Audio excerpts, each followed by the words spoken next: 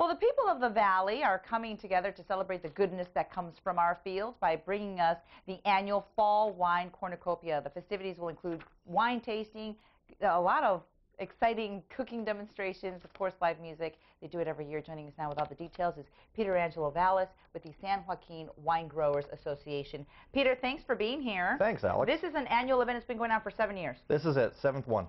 This is, and we were talking during the break, and you said, you know what, I'm really bullish about this one, very excited. I'm excited. The weather's supposed to be nice. We've got a lot of different activities happening. The same things people always love, but we've got more of it. We've got more food people, restaurants that were excited about putting together special programs. We've got 30 or 40 classic cars coming in just for fun to go along with the festivities. We've got multiple grape stomps. We've got our Iron Chef back. We're doing other cooking demonstrations on how to use Valley products, both to make savory dishes and dessert dishes. Are you talking about certain vegetables and Exactly. fruits? Okay, the got Institute of Technology is bringing chefs out for that. We've got, for the first time, you can actually taste the grapes. So let's say you're having a Cabernet and you're like, I really love Cabernet wine. You really don't know what Cabernet grape tastes like. We've got those for you. No kidding. No, yeah. And that's something new. I don't That's a think we very had that new last thing, year. and it takes a bit of coordination, and we had one of our members say, we need to do this. That's a really interesting thing to do because I think people do wonder what the grapes actually taste like, you know, from the wine that they love to drink, and why, for example, the Pinot Grigios or the Chardonnays are white and that kind Exactly, of thing. and how those grapes turn into those particular wines. Yeah, yeah. Oh, neat. Okay, so how many wine growers will be there? Did you mention that? We'll probably have quite a few wine growers there in attendance. We'll have somewhere over 30, 35 different wineries pouring. I just finished doing the map, and we have about 115 different booths spread out around the concourse. Okay. We've got 2 different bands. We've got a jazz band this year for the first time, which would be fun. Yeah. We've got just food. We've got a lot of food. And we kind of stole something from a wine tasting in San Francisco. When you walk in, not only do you get your wine glass and you get your map, we're giving you a baguette. Oh. Yeah, so you walk in, you have a big hunk of bread that you can gnaw on, caveman style, for the entire wine tasting. A couple people said, you know, we need bread, we need something of, you know, substance. And we said, okay, fine, we'll do it. Well, that's a great idea. I love this committee that's bringing together all these ideas. Let's talk about some of the wine that you brought with you today. These are some of the wines that will be available there at Cornucopia. Absolutely. And I have to mention, you can buy wines on your way out. Oh, you can? You Perfect. can. That's even better. That's a Petite Syrah from Silkwood. They're up in Modesto. And Petite Syrahs, of the grapes, they make the biggest, boldest red wines. Great with steaks, lamb, heavy-duty pasta sauce. So even heavier than maybe a Cabernet? Oh, very much heavier than a Cabernet. Okay. Cabernet is kind of medium on the whole heaviness scale. Got it. There are a lot of other esoteric varieties like Petite Syrah that make bigger wines. Got it.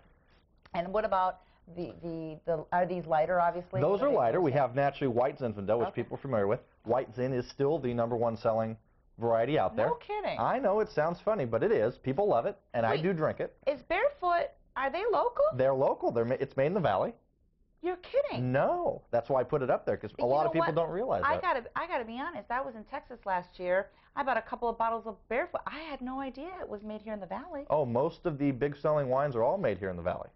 Wow. That's 70% of all the wine in California comes from the Valley. Okay. Right next to it is a pink Moscato. Moscato's become very popular the last couple years due to a couple rappers rapping about it. I was just going to say that. And it makes a really good wine. Yeah. It's sweet. Can you sing us a song? I could, but I'm not going to today. And then another variety right on the side here is Ruby Cabernet, which is another one of these different varieties. It's huge in Europe.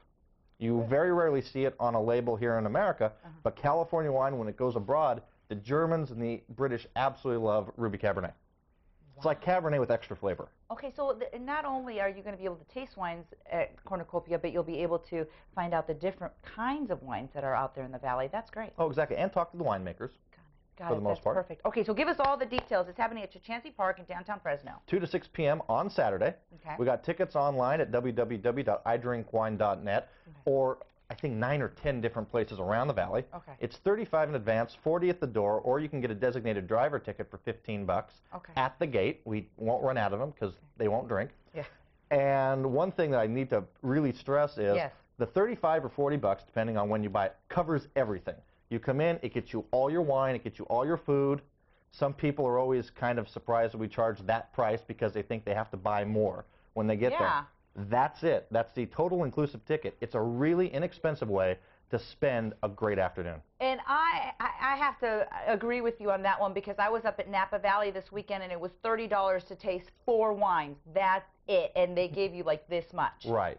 Yeah. We're not out to gouge. Yeah, we want people to have a good time and enjoy the valley. So this is $35 for the whole. Exactly. It's the least expensive and most enjoyable way to spend an afternoon in October. It really is a whole lot of fun. So we'll see you out there at Chukchansi Park, everyone, this Saturday. Okay, thank you so much for being here, Peter. Appreciate it. Thank you, Alex. All right, we'll be right back, everybody. Stick around.